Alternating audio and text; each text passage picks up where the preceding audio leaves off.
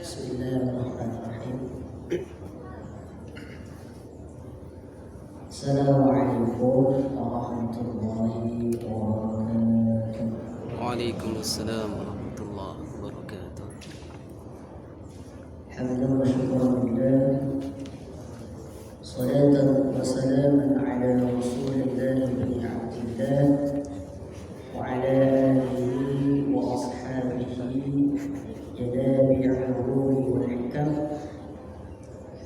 Subhanaka la ilma lana illa ma 'allamtana innaka antal alimul hakim. Rabbi shrah li sadri wa yassir li amri wahlul 'uqdatam min lisani yafqahu qawli. Amma ba'du. Rabbana zidna 'ilman warzuqna fahman birahmatika ya arhamar rahimin. Segala puji syukur kehadirat Allah Subhanahu wa taala. Pada hari ini Allah Subhanahu wa taala masih memberikan kita keislaman, kenikmatan, keimanan dan kesehatan sehingga kita dapat berkumpul bersama untuk melaksanakan sholat zuhur berjamaah disertai dengan menghadiri ta'lim setiap ba'da zuhur selama bulan suci Ramadan. Salawat dan salam sudah tercurahkan kepada Nabi besar Muhammad sallallahu alaihi wasallam beserta keluarga, para sahabat dan para pengikutnya yang terus istiqamah menegakkan agama Allah di bumi ini sampai akhir zaman. Hadirin jamaah yang dimuliakan Allah Subhanahu wa taala, kita berharap dan berdoa pada Allah Subhanahu wa taala mudah-mudahan pada hari ini senantiasa Allah Subhanahu wa taala memberikan pahala. Yang pertama adalah pahala kita masih diberikan kesempatan untuk berpuasa di bulan suci Ramadan. Pahala yang kedua kita dapat melaksanakan sholat zuhur berjamaah di bulan suci Ramadan. Yang ketiga kita dapat menghadiri taklim di bulan suci Ramadan. Yang keempat kita dapat bersilaturahim dengan saudara-saudara kita semuslim. Sekaligus 4 pahala kita mendapatkan pada hari ini. Mungkin pahala-pahala yang lain tidak terhitung yang mungkin kita lakukan selama bulan suci Ramadan. Hadirin jamaah yang dimuliakan Allah Subhanahu wa taala. Qala al-musannif rahimahullahu taala wa nafa'na bihi wa bi'ulumihi fid darain. Amin ya rabbal alamin. Bismillahirrahmanirrahim. Dengan nama Allah yang Maha Pengasih lagi Maha Penyayang. Ketika seorang penulis, ketika seorang pengarang sebuah kitab atau sebuah buku, baik itu yang berbahasa Arab ataupun yang sudah diterjemahkan ke dalam berbagai bahasa, maka pasti mereka, para penulis atau para pengarang kitab, akan mengawali kitabnya dengan kalimat basmalah. Jadi jamaah sekalian, kalau kita baca buku, terutama buku tentang agama yang berbahasa Arab atau berbahasa lainnya, yang memang tentang menjelaskan tentang kaitannya dengan agama, pasti di awal, di lembar awal itu halaman-halaman pertama akan ada tulisan basmalah, Bismillahirrahmanirrahim. Pasti itu. Ya. Apa alasannya?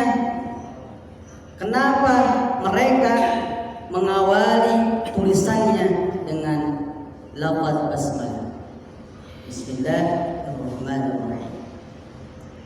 Alasan yang pertama adalah mereka mengikuti kitabullah, yaitu Al-Quran. Jamaah bisa lihat di dalam Al-Quran, pasti di awalnya itu dituliskan basmalah, Bismillahirrahmanirrahim, kemudian Al-Fatihah, dan masuk ke surat berikutnya. Bahkan di Al-Quran itu setiap ganti surat, setiap awal surat pasti diawali dengan basmalah. Nah, ini alasan mereka mengapa ketika mengarang kitab, ya, menuliskan ilmunya di dalam kitab, diawali kitabnya, tulisannya dengan kalimat basmalah. Karena mengikuti siapa? Mengikuti kitab Al-Quran. Kemudian alasan yang kedua adalah mereka mengamalkan hadis Rasulullah Sallallahu Alaihi Wasallam. Rasulullah SAW bersabda, segala sesuatu yang dipentingkan oleh agama yang tak dimulai dengan Bismillahirrahmanirrahim, dengan nama Allah yang Maha Pengasih lagi Maha Penyayang, maka terpotong. Di riwayat lain dikatakan terputus. Bahkan di riwayat lain dikatakan juga kusta. Jadi jamaah sekalian, ketika ada seorang pengarang kitab, ya, dia tidak mengawali tulisannya dengan basmalah, maka akan terputus, akan terpotong, akan kusta. Ya, ini dalam hadis Rasulullah SAW. Diriwayatkan oleh Al-Hawi di dalam kitab Al-Arba'in. Maksud dari terpotong, ya, maksud dari terpotong adalah seperti terpotongnya tangan dan kaki. Ya, jadi orang jamaah sekalian, jadi ketika seorang pengarang kitab tidak mengawali tulisannya dengan basmalah, maka akan terpotong seperti terpotongnya tangan dan kaki. Ya. Kemudian maksud dari terputus, di riwayat lain dikatakan terputus. Apa itu terputus? Seperti terputusnya ekor. Ya. Kemudian ada juga yang mengatakan kusta. Ya. Orang yang tidak mengawali tulisannya dengan basmalah, maka akan kusta. Apa itu kusta? Kusta adalah penyakit, ya, penyakit yang menjadikan anggota badan menjadi merah, lalu menghitam, kemudian terbelah dan rontok. Na'udzubillah min dzalik. Jadi fatal ketika seorang pengarang kitab, ya, apapun itu kitabnya, ketika tidak diawali dengan basmalah, maka akan terputus. Artinya apa? Tidak akan bermanfaat, tidak akan ada keberkahan di dalamnya. Bahkan bukan hanya untuk seorang pengarang kitab saja, ya. Ini ditujukan untuk kita semuanya, ya, jemaah sekalian. Jadi saya bukan sombong, ya, tapi mudah-mudahan ini menjadi tahadzuts bin nikmah, ya.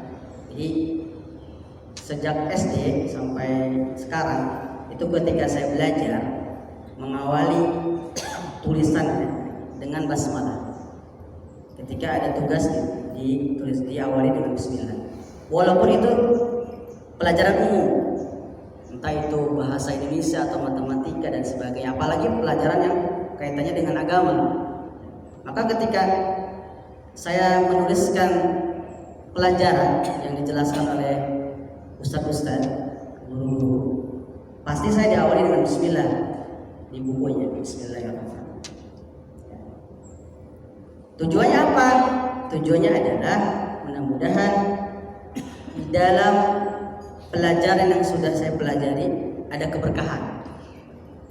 Tentunya dengan diiringi ikhtiar, ya, belajar tentunya. Ya. Jadi ini ditujukan bukan untuk seorang pengarang kitab, tapi kita pun sama.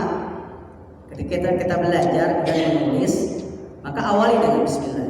Bismillahirrahmanirrahim. Ya, insya Allah ada keberkahan di dalamnya. Kemudian di dalam basmalah terdapat 5 kata. Bismillahirrahmanirrahim. Ada 5 kata. Kata yang pertama adalah ba. Ya, ba itu artinya dengan. Ba. Kata yang menjelaskan tentang keterkaitan dan disertai dengan mencari keberkahan. Bis, dengan. Ya, ini mencari keberkahan. Dengan apa? Bismi. Ya, kata yang kedua adalah ismun. Ya, nama. Bismi adalah suatu kata yang berakar dari kata as-sumu, yaitu bermakna sesuatu yang tinggi atau kedudukannya yang tinggi. Bismi dengan nama yang sangat tinggi, kedudukannya tinggi. Siapa yang tinggi? Bismillah, Allah. Yang ketiga adalah Allah. Ya.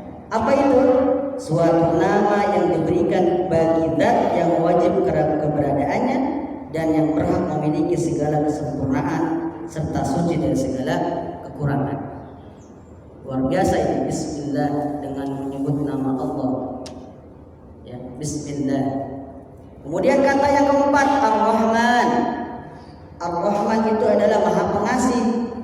Ya, adalah kata yang menjelaskan tentang pemberi nikmat yang berbentuk sesuatu yang global atau pokok, seperti kenikmatan Islam, kenikmatan kita bisa mendengar, kenikmatan kita bisa melihat, dan lain sebagainya. Maha Pengasih, sifatnya Allah. Ya. Kemudian yang kelima adalah Ar-Rahim. Ar-Rahim itu Maha Penyayang. Adalah kata yang menjelaskan tentang pemberi nikmat yang berbentuk sesuatu yang rinci atau cabang. Seperti kita diberikan fisik yang sehat, pendengaran yang kuat, penglihatan yang tajam. Pokoknya diberikan kenikmatan yang sempurna fisik kita. Nah, itu adalah salah satu rahim Allah, sifat yang diberikan kepada kita. Maha pengasihnya Allah, maha penyayangnya Allah. Jadi luar biasa. Bismillahirrahmanirrahim. Maka mudah-mudahan ketika kita mengawali pelajaran kita, ya, entah itu kita menghadiri ta'lim dan sebagainya, ditulis di dalam buku atau dalam lain sebagainya, maka awali dengan Bismillah. Karena disitulah keberkahan yang akan datang kepada kita. Selanjutnya, hukum-hukum mengucapkan basmalah. Ya. Ada hukumnya mengucapkan basmalah, di mana bisa menjadi wajib, bisa menjadi sunnah, bisa menjadi mubah, bahkan haram. Yang pertama, ketika kita sedang mengerjakan sholat, tentunya kita diawali dengan Bismillah ketika membaca Al-Fatihah dan surat-surat lainnya.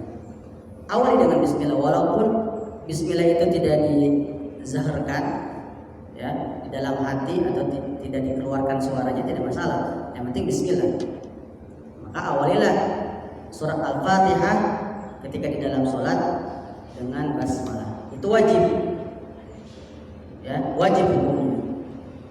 Kemudian hukum mengucapkan basmalah menjadi sunnah, ya, adalah ketika setiap perbuatan yang dipentingkan agama, contoh saat menulis buku kitab yang bermanfaat, yang tadi saya jelaskan. Ketika kita ingin menulis kitab, ya, buku sebagaimana apapun itu bentuknya, ya, yang bermanfaat, maka awali dengan basmalah.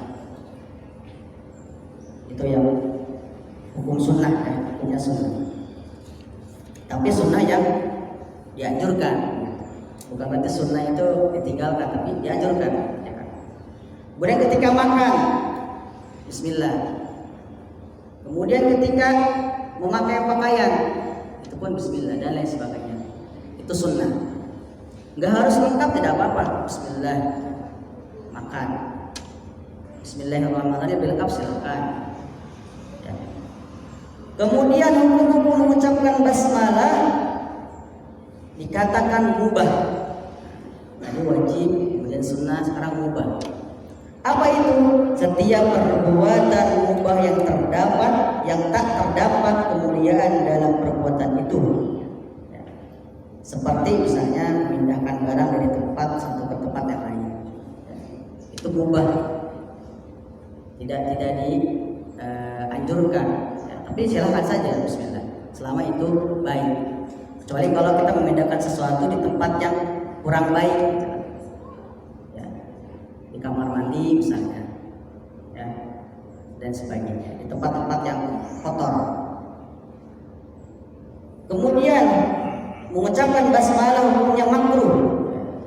Makruh ketika melakukan perbuatan yang bentuknya seperti mencabut uban.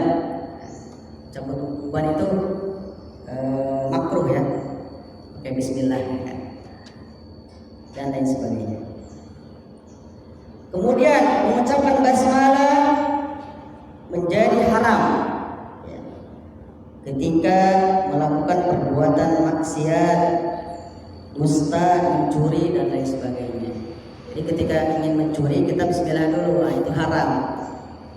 Itu saya ada kelompok yang mau mencuri, merampok, ngumpul dulu mereka, yuk kita baca doa dulu yuk, bismillah dan sebagainya, mudah dimudahkan. Itu tidak boleh, haram, sesuatu yang maksiat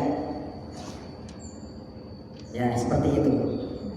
Tapi terkadang kita suka refleks gitu, ketika melakukan perbuatan yang memang baik pasti bismillah. Seperti misalnya dokter mau menyentik pasien, bismillah, itu kan refleks kan, ya tidak masalah selama itu baik dan lain sebagainya ya. Jadi walaupun itu hukumnya mengubah atau makruh ya silahkan gitu. Tapi sebaiknya dihindari kalau namanya makruh. Kita lihatnya itu wajib, sunnah, atau mubah. Kemudian syarat-syarat agar memulai perbuatan dengan basmalah hukumnya menjadi sunnah. Nah, ini menjadi sunnah hukum basmalah. Yang pertama, perbuatan itu harus tergolong perbuatan yang dipentingkan oleh syariat. Maksudnya bukan perbuatan yang berbentuk haram atau makruh atau perbuatan yang tak bermanfaat. Jika itu tidak bermanfaat, maka tidak harus diawali dengan basmalah dan lain sebagainya ya. Kemudian yang kedua, bukanlah perbuatan zikir yang murni yang tak tercampuri dengan yang lain, seperti zikir tasbih ya, berzikir tasbih, tahlil ya, tasbih itu subhanallah, alhamdulillah ya, dan tahlil la ilaha illallah ya.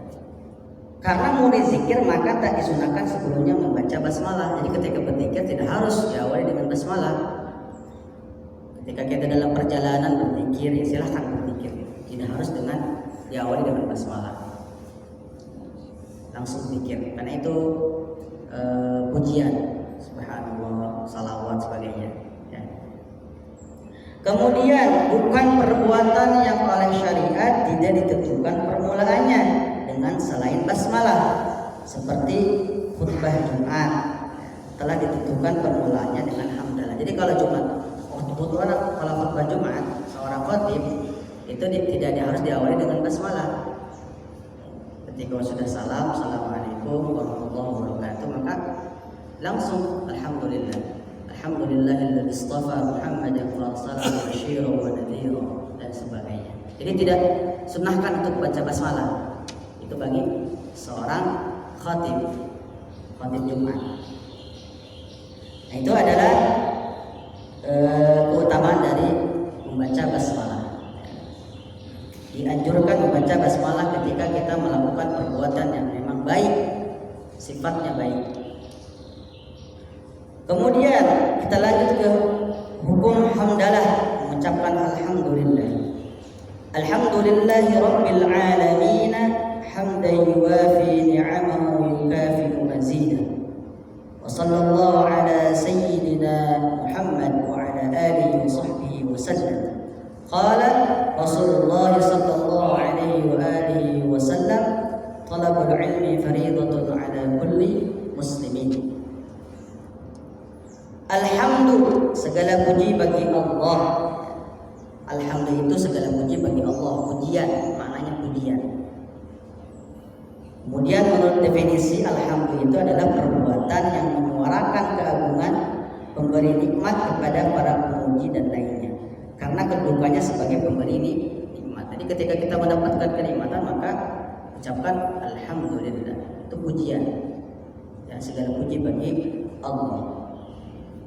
Kemudian Rabbi itu pemilik. Ya. Maaf, kita lanjut ke hukum mengucapkan hamdalah. Alhamdulillah itu hukumnya ada 4. Ya, mengucapkan hamdalah ada 4. Yang pertama, saat melakukan khatib Jumat itu wajib. Ya, seorang khatib wajib mengawali dengan hamdalah, alhamdulillah. Itu hukumnya wajib. Kemudian setiap keadaan dan pada saat khutbah nikah itu sunnah. Ya, ketika khatib dan khutbah nikah itu sunnah mengucapkan hamdalah. Kemudian hukumnya menjadi makruh ketika kita mengucapkannya di tempat-tempat yang menjijikan, seperti di tempat pembuangan sampah atau di tempat pemotongan hewan dan sebagainya. Intinya tempat yang menjijikan, ya. Tempat yang kotor, maka itu menjadi makruh. Kemudian mengucapkan hamdalah menjadi haram jika diucapkan pada saat tergelincir dalam perbuatan maksiat karena menikmati maksiat tersebut. Sudah main judi menang puluhan juta, kemudian alhamdulillah saya menang. Nah, ini haram. Ya, haram hukumnya. Walaupun itu istilahnya kenikmatan bagi dia. Ya, apa yang diinginkan dia dapat. Alhamdulillah. Ya. Mabuk misalnya, mabuk sampai sebagainya, teler sebagainya. Sudah itu udah bangun lagi, alhamdulillah saya nikmat mabuk. Nah, tidak bisa. Itu haram hukumnya. Jadi bukan berarti nikmat itu yang buruk, ya. Namanya nikmat itu yang bagus, yang baik. Kemudian Rabbi, alhamdulillahi Rabbi itu adalah pemilik. Pemilik ini maksudnya siapa? Allah Subhanahu wa ta'ala. Jadi segala puji bagi Allah. Alhamdulillahi Rabbi, pemilik, ya. Allah Subhanahu wa ta'ala. Al-alamina itu semesta alam. Semesta alam itu maksudnya adalah manusia, jin, malaikat, itu semesta alam. Ya. Segala puji bagi Allah, pemilik semesta alam. Jadi semesta alam itu apa? Manusia, jin, malaikat, dan lain sebagainya. Ya. Kemudian hamdan yuwafi ni'amahu, ya. Hamdan yuwafi, pujian yang memenuhi nikmat-nikmatnya. Maksud memenuhi di sini adalah memenuhi hak-hak nikmat itu dan membalasnya. Ya. Jadi Allah memberikan nikmat, kemudian Allah yang membalasnya. Ya. Di dalam kitab Al-Adhkar karya Imam An-Nawawi, makna memenuhi nikmat-nikmatnya itu adalah pujian, yaitu bertemu dengan kenikmatan dan kenikmatan itu mendapatkan sesuatu pujian yang senilai dengannya. Ya. Ketika kita melakukan perbuatan yang baik, ya, maka Allah akan beri nikmat, kenikmatan yang senilai dengan yang dia perbuat. Ya. Ini maksud dari hamdan yuwafi ni'amahu. Kemudian wa yukafi mazidah, dan setara dengan tambahan nikmatnya. Jadi sebanding, ya, perbuatan yang kita lakukan, perbuatan baik yang kita lakukan akan Allah berikan kenikmatannya sebanding dengan yang kita lakukan, senilai sebanding. setara. Kemudian wasallallahu salawat kepada junjungan kami. Salawat ya. Makna salawat yaitu Allah merahmati dengan rahmat yang disertai kemuliaan. Jadi salawat dari Allah itu adalah rahmat. Jadi salawat Allah itu rahmat, memberikan rahmat. Kemudian salawat dari malaikat adalah permohonan ampun. Jadi tingkatannya ada tingkatannya, bukan tingkatan, ada perbedaannya. Kalau salawat dari Allah itu adalah rahmat.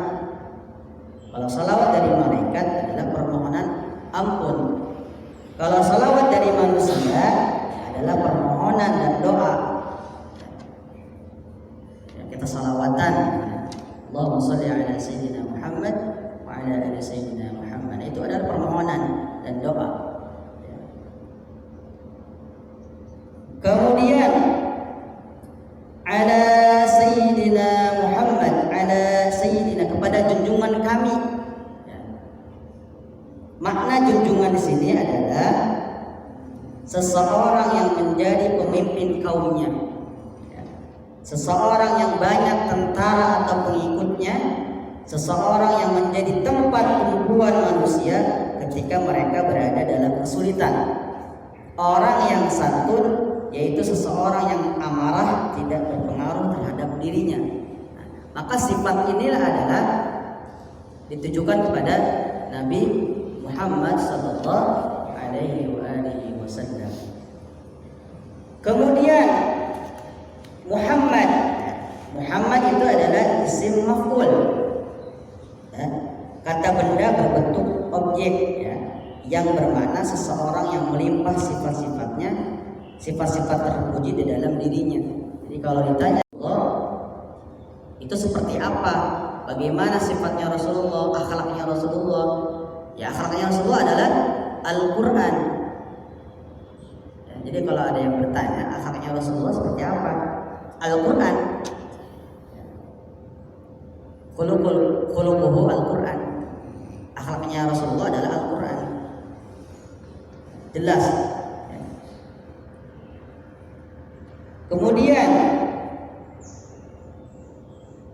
Muhammad adalah anak dari Abdullah bin Abdul Thalib bin Hashim bin Abdul Manaf bin Qusay ya, dan lain sebagainya dan seterusnya sampai Adnan. Kemudian wa ala alihi itu adalah keluarga Rasulullah sallallahu alaihi wasallam, yaitu keluarga dari kalangan Bani Hasyim dan Bani Muthalib. Ini maksud dari wa ala alihi, keluarga Rasulullah. Kemudian wasahbihi itu adalah sahabat.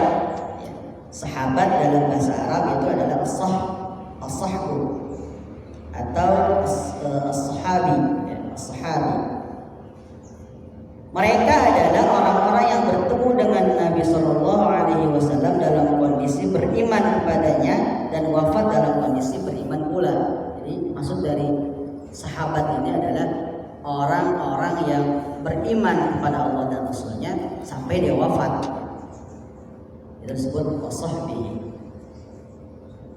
Kemudian wasallama itu adalah salam kepada mereka.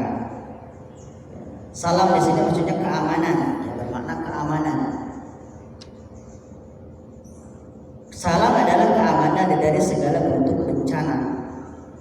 Ya, jadi mudah-mudahan Rasulullah Muhammad SAW beserta keluarga, para sahabat itu diberikan perlindungan oleh Allah, keamanan, ya, dijauhkan dari segala bentuk bencana, musibah dan lain sebagainya. Kemudian qala Rasulullah sallallahu alaihi wasallam talabul ilmi fariidatun.